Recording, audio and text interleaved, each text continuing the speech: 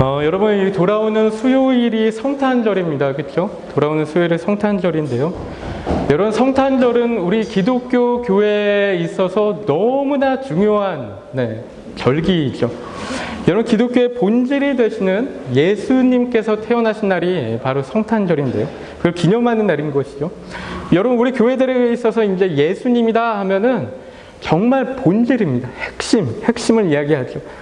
여러분, 그래서 여러분, 기독교의 본질 되시고 기독교의 핵심이 되시고 또 기독교의 가장 중요한 가치가 되시는 바로 예수 그리스도께서 태어나신 것을 기념하는 날이 이 성탄절인데요. 여러분, 우리가 그렇기 때문에 이런 성탄절을 그냥 허투루 보낼 수 없는 것이요. 정말 잘 보내야 됩니다. 이 성탄절을. 여러분, 우리가 얼마 전에 레위기 묵상할 때요, 이스라엘의 절기들에 대해서 이렇게 좀 묵상하는 시간들도 있었는데, 여러분, 하나님께서 이 절기들을 이렇게 지키라고 하시면서 얼마나 중요하게 여기셨는지 모릅니다. 그렇죠? 하나님이 이스라엘 절기들을 정말 잘 지키기를 원하셨죠. 여러분, 그렇기 때문에 기독교에 있어서 가장 중요한 이 성탄절은 우리가 정말 특별하게 여기고 잘 지켜나가야 되는 부분이 있는데, 또한 그런 만큼 우리가 그렇게 하는 만큼 이런 것들이 우리에게 또 신앙적으로도 긍정적인 영향이 있을 거라고 믿습니다. 여러분, 그런 의미에서 오늘 우리가 이제 마태복음 2장 말씀을 함께 좀 보려고 하는데요. 우리가 이 마태복음 2장 말씀을 통해서 이 다가오는 성탄절을 우리가 어떤 마음으로 보내면 좋을지 좀 함께 나누어 보도록 하겠습니다. 여러분, 가정마다 보면 이제 어린 자녀를 두고 있는 이제 집이 있으면 이렇게 흔히 보여지는 이제 풍경이 있는데요. 저희 가정이 그런 건데, 여러분, 아빠가 직장을 마치고 이제 집에 돌아오면 어린아이들이 너무나 기뻐하면서 막 이렇게 한 걸음에 달려와서 아빠 품에 퍽 안기죠. 그렇죠? 여러분, 그런 이렇게 자녀를 양육해 보신 분들은 다 아실 텐데, 그 느낌이 얼마나 좋은지 모릅니다. 너무 기쁘고 행복할 수가 없는데, 여러분, 그런데 때로는 아빠가 집에 왔는데도 아이들이 나와보지도 않고 막 불러도 대꾸도 안 하는 경우도 있어요. 그렇죠? 그런 경우가 있습니다. 그런데 뭐 하나 이렇게 보면은 자기네끼리 뭐가 그렇게 재밌는지 막 깔깔거리면서 웃으면서 재미있어하고, 또 때로는 막 TV를 보느라 정신이 빼앗겨 있고, 여러분, 그래서 관심이 뭔가 다른 데 빼앗겨 있을 때는 아빠가 와도 전혀 관심도 없고 그런 경우들도 있는데, 여러분, 또 다른 반응이 있을 때가 있는데요. 또 다른 반응이 있을 때가 보면은 아빠가 집에 온다고 하면 겁을 내고 막 두려워서 숨는 경우들이 있습니다. 어떤 경우죠? 뭔가 아빠한테 잘못을 했을 때, 그렇죠? 뭔가 아빠에게 잘못을 했을 때 막 무서워서 숨는 것이. 여러분, 그런데 오늘 본문 말씀을 보면요, 이와 비슷한 세 가지 반응들을 볼 수 있는 부분들이 있습니다. 여러분, 우선 이렇게 보면은 마태복음 1장 같은 경우는 예수님이 태어나심으로 이렇게 맞춰지죠. 그 1장 전반부에는 예수님의 계보 이야기가 쭉 이렇게 나오고, 또 18절부터 25절까지는 예수님께서 어떻게 태어나시게 되셨는지 이 탄생 스토리가 이렇게 나오고 있습니다. 그리고 1장 25절을 가니까요, 이렇게 얘기하죠. 아들을 낳기까지 동침하지 아니하더니 나음의 이름을 예수라 하니라 그래요. 그래서 예수님의 탄생으로 이제 1장을 마무리하고 있는 것이죠. 여러분, 그런데 2장부터 등장하는 이야기는요, 이 예수님의 탄생에 대해서 사람들이 어떤 반응을 보이고 있는지 그 이야기가 나오고 있는 거예요. 그래서 마태복음 2장에 여러 등장인물들이 이렇게 나오고 있는데요. 여러분, 그 중에서 특히 이 세 그룹의 사람들의 반응이 좀 이렇게 상당히 대조적으로 나오고 있는 부분들이 있습니다. 그래서 그 반응들을 오늘 말씀 가운데 좀 나누려고 하는데요. 첫 번째로는 예루살렘 사람들의 반응이 나오고요. 또 두 번째로는 헤롯 왕의 반응이 나오고, 세 번째로 동방에서 온 박사들의 모습이 나오고 있습니다. 여러분, 그래서 우선 첫 번째로 예루살렘 사람들의 반응을 좀 보면요, 여러분, 2장 1절부터 2절을 보니까요, 동방에서 온 이 박사들이 예루살렘에 이렇게 도착하는데 와서 이렇게 얘기하는 것이죠. 유대인의 왕으로 나신 이가 어디 계시냐? 우리가 동방에서 그의 별을 보고 그에게 경배하러 왔노라 그래요. 그렇죠? 2절 말씀 가운데 이렇게 쭉 나오는데요. 그런데 이런 동방박사들의 이 한마디에 예루살렘이 완전히 난리가 납니다. 완전히 난리가 납니다. 그리고 우리가 3절 말씀을 우리가 가능하면 성경책 펴놓으시고, 제 파워포인트가 준비가 안 됐는데요. 네, 성경책 펴놓으시고 함께 보셨으면 좋겠는데요. 우리 3절 말씀을 우리가 함께 읽어보도록 하겠습니다. 시작. 헤롯 왕과 온 예루살렘이 듣고 소동한지라. 네. 여러분 이 말씀을 보면요. 우선 헤롯 왕은 둘째 치고라도요. 그 헤롯 왕은 나중에 이제 또 나눌 텐데 온 예루살렘이 소동했다라고 얘기하고 있습니다. 소동했다라는 말을 하고 있는 것이죠. 여러분 그런데 여기서 이 소동했다라는 표현이 긍정적인 표현이 아닙니다. 여러분 영어로 보면요. 뭐라고 얘기하고 있냐면은 disturbed라는 단어를 쓰고 있습니다. disturbed.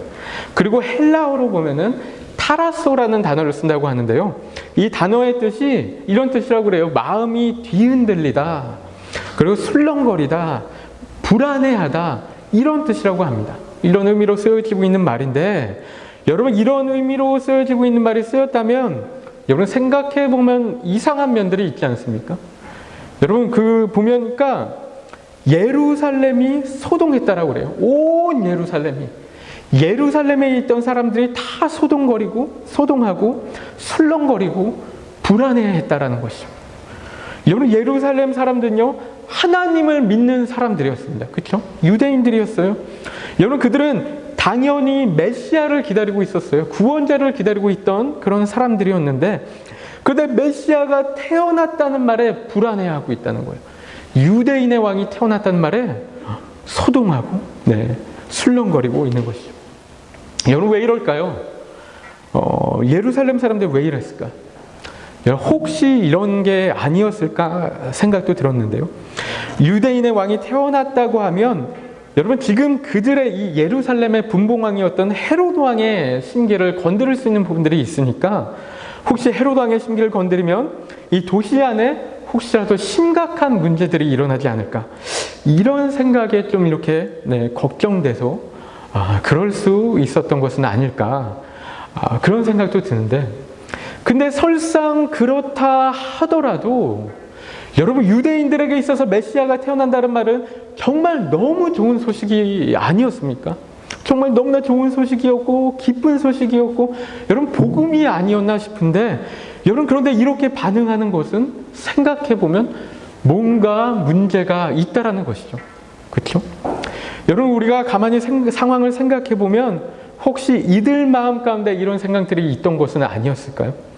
나 지금 정말 잘 살고 있는데 지금 여기 사는 것이 너무나 안정됐고 즐겁고 편하고 괜찮은데 우리 가족도 평안하고 행복한데 뭘 또 오셔서 이 세상을 바꾸시겠다고 그러나 이거 무슨 문제 생기는 거 아닌가?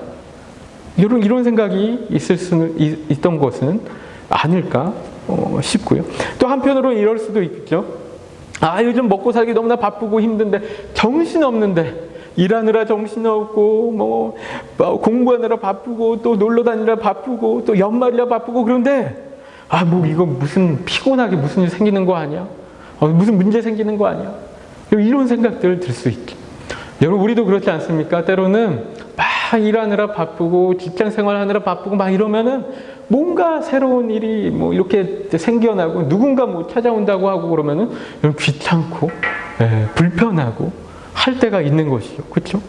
이런 마음일 수도 있었겠다 싶은 생각들이 있는데요. 여러분 그런데 우리가 이 예루살렘 사람들이 왜 그랬는지 정확히는 알 수 없지만 여러분 이 말씀을 통해서 분명히 볼 수 있는 것 한 가지는 이 사람들이 예수님이 이 땅 가운데 오신 것이 그들에게 결코 좋은 소식이 아니었다라는 거죠. 그렇죠? 결코 좋은 소식이 아니었다라는 거예요. 기쁜 소식이 아니었고 오히려 불편한 이야기였다라는 것입니다. 그렇죠? 불편한 이야기였어요. 여러분 두 번째 헤롯 왕의 반응을 좀 볼 텐데요. 헤롯 왕의 반응을 좀 보면요. 여러분 아까 3절 말씀 가운데도 이제 헤롯 왕도 어떤 마음 가운데 불편함이 있었음을 우리가 볼 수가 있었는데 여러분 그런데 이 2장 말씀 마태복음 2장 말씀을 쭉 이렇게 보면요.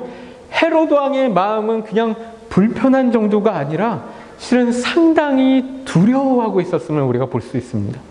무서워하고 있었어요. 여러분 7절과 8절 말씀 보면요. 헤롯이 박사들을 불러서 이제 별이 나타난 때를 막 자세하게 물어봅니다. 꼬치꼬치 막 물어봐요. 그리고 그들을 베들레헴으로 이렇게 보내면서 아기를 찾게 되면 자신에게도 알려달라고 해요.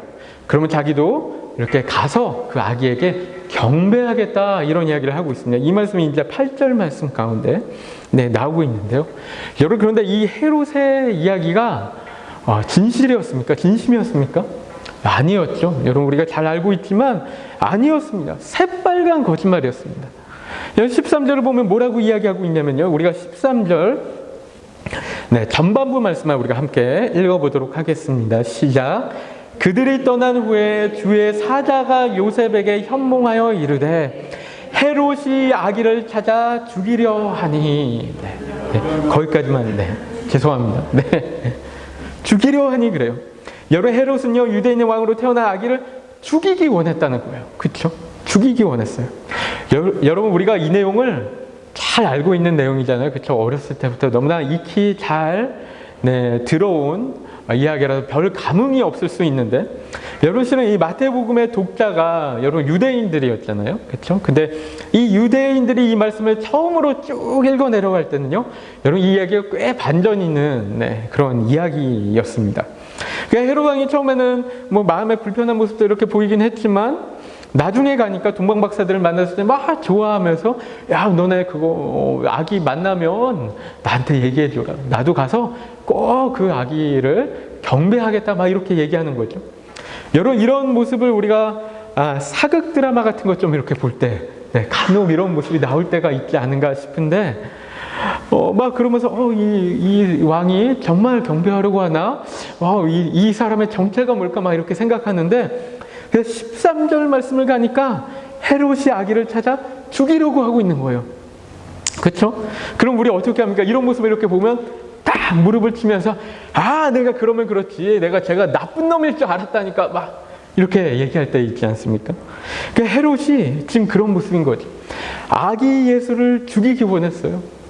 그렇죠?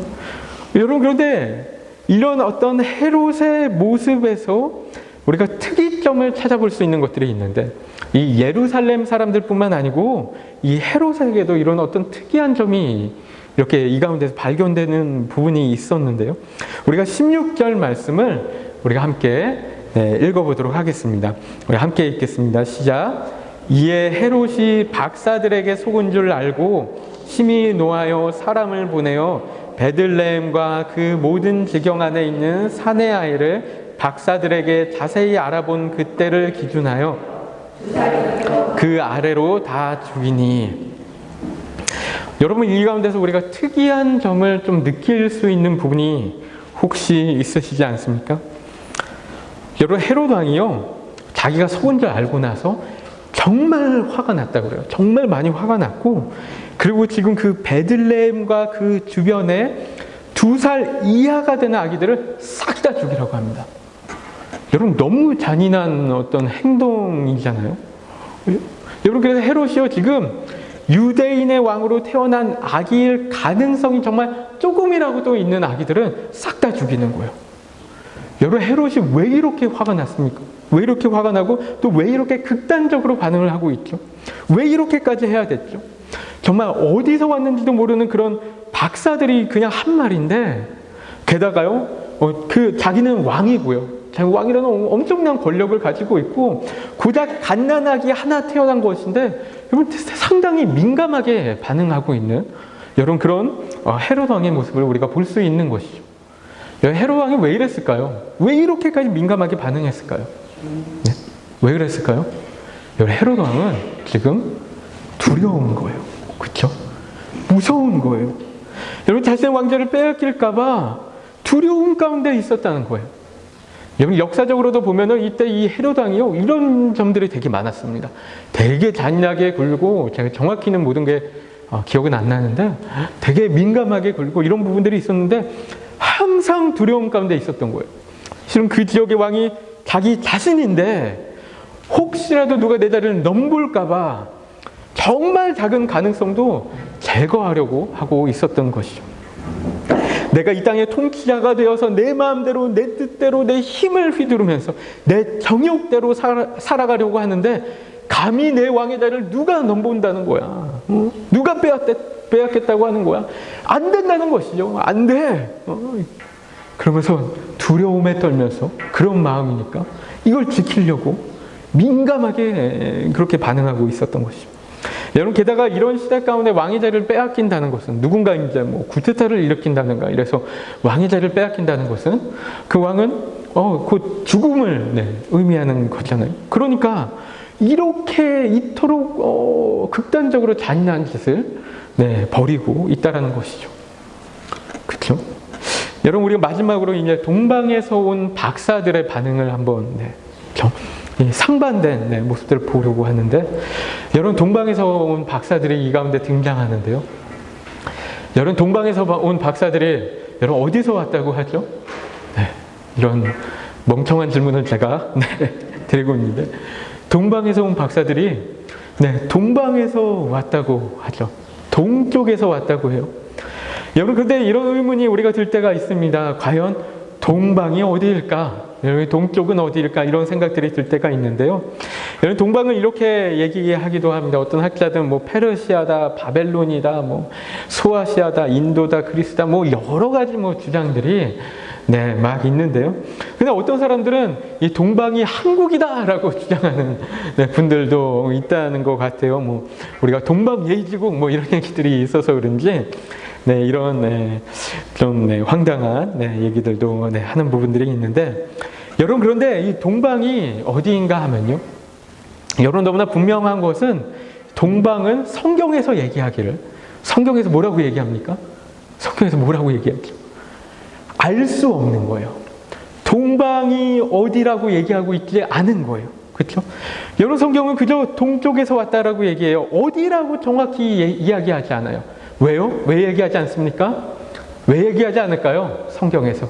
성경에서 얘기하지 않는 것은요, 여러분 이거 잘 기억하십시오. 성경에서 이야기하지 않는 것은 중요하지 않다는 것입니다. 중요하지 않다는 것이에요.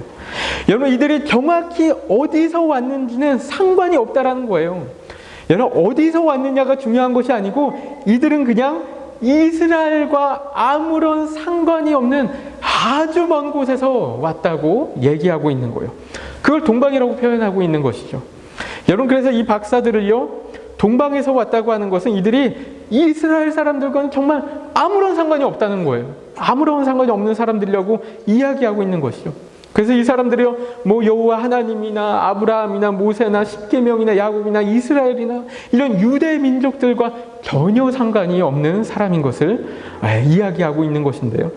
여러분, 그런데 이런 사람들이, 이런 정말 유대와는 아무런 상관이 없는 사람들이 지금 예루살렘에 와서 무엇을 하고 있는가 보면은, 여러분, 이들이 멀리서부터 연구하고 고민하고 고생하고 와서 뭘 하고 있는가? 바로 예수님의 탄생을 기뻐하고 또 경배하고 있는 모습을 보이고 있는 것이죠. 여러분, 우리가 9절부터 10절까지의 말씀을 우리가 함께 읽어보도록 하겠습니다. 시작. 박사들이 왕의 말을 듣고 갈새 동방에서 보던 그 별이 문득 앞서 인도하여 가다가 악이 있는 곳 위에 머물러 서 있는지라. 그들이 별을 보고 매우 크게 기뻐하더라. 아멘. 여러분, 박사들이 이 별이 이제 멈춰서는 것을 보고 나서 매우 크게 기뻐했다라고 얘기하고 있습니다. 너무 기뻐했다는 거예요. 너무 즐거워했다는 거예요. 여러분, 영어로도 보니까 overjoy라는 단어를 쓰고 있는데요, 기쁨이 넘쳐 흘렀다는 것입니다. 기뻐서 어쩔 줄 몰라 했다라는 것을 얘기하고 있는 것이죠. 여러분, 그러고 나서 뭐 하는지 이렇게 보면요, 11절 말씀 우리 함께 읽도록 하겠습니다. 시작. 집에 들어가 아기와 그의 어머니 마리아가 함께 있는 것을 보고 엎드려 아기께 경배하고 보배합을 열어 황금과 유향과 모략을 예물로 드리니라. 아멘. 여러분, 이들이 예수님을 보고 난 후에, 기뻐하고 난 후에 들어가서 경배하고, 첫 번째로 경배하고 두 번째로 황금과 유향과 모략을 예물로 드렸다라고 이야기하고 있는 것이죠. 여러분, 예수님이나 이스라엘 백성들과 아무런 상관이 없는 이들이 와서 오히려 예수님을 경배하고 있다는 거예요. 예배하고 너무나 기뻐하고 있다는 거예요. 게다가 말도 안 되게 비싼 예물들을 바치고 있는 거예요. 여러분, 우리 이 모습, 여러분 이 앞에 언급했던 다른 사람들하고 이렇게 대조해서 생각할 수 있지 않습니까?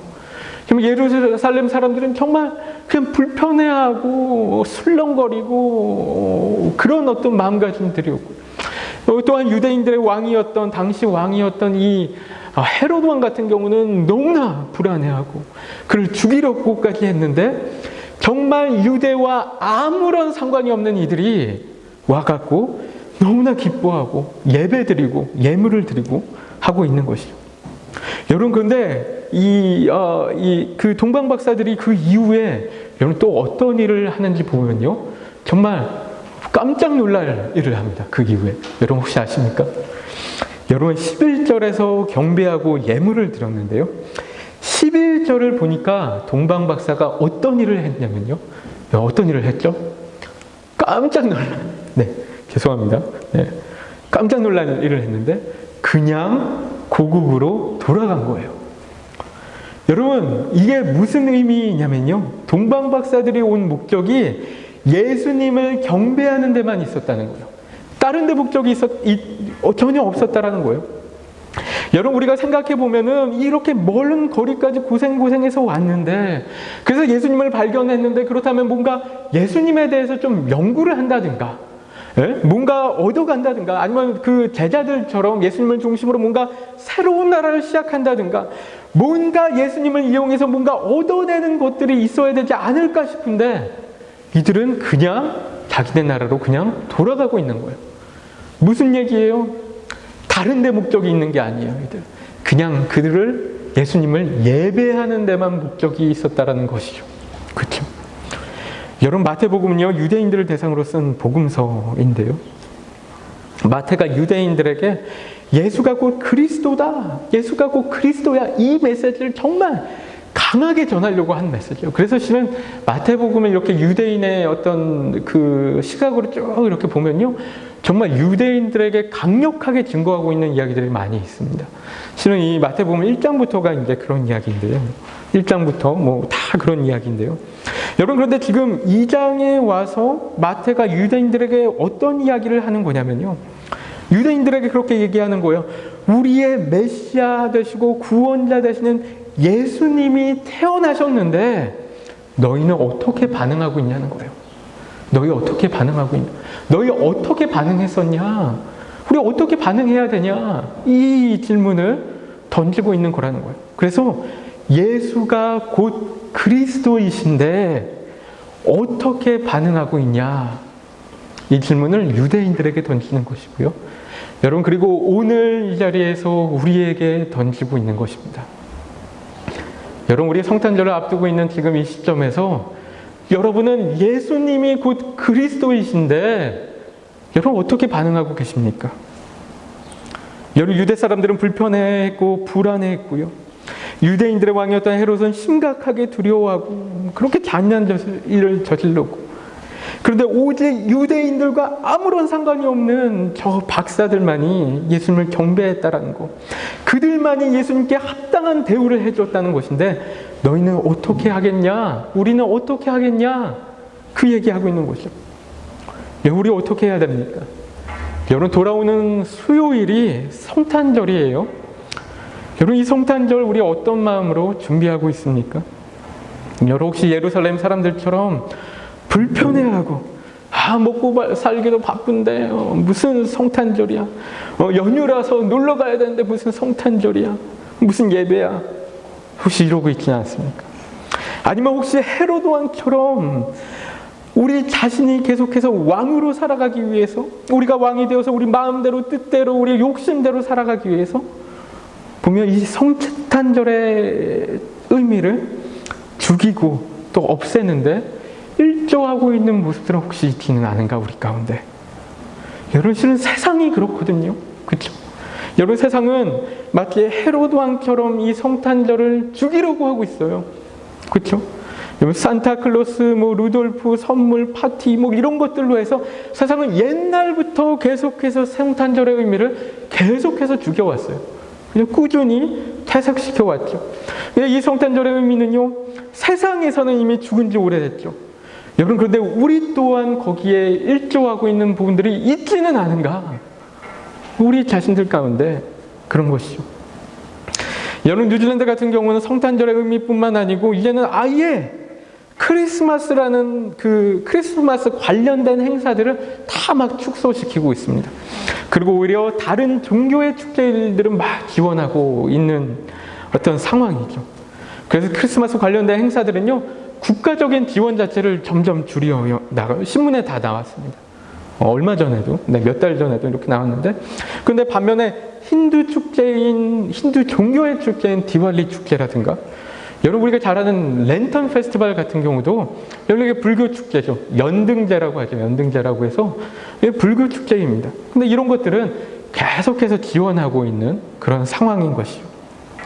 여러분, 산타클로스나 선물이나 뭐 파티나 이런 거를 하는 것 자체가 나쁘다는 것이 아니고요. 우리가 너무 이렇게 극단적으로 서지 않게 조심해야 되는 부분들이 있는데, 여러분 우리가 세상 문화를 그냥 배척하자 뭐 이런 얘기를 하는 것이 아니고, 문제는 세상에서 성탄의 의미를 완전히 죽여나가는데, 여러분 거기에 우리 교회들이 한몫하고 있지는 않은가, 우리 목회자들이 한몫하고 있지는 않은가 하는 것이요.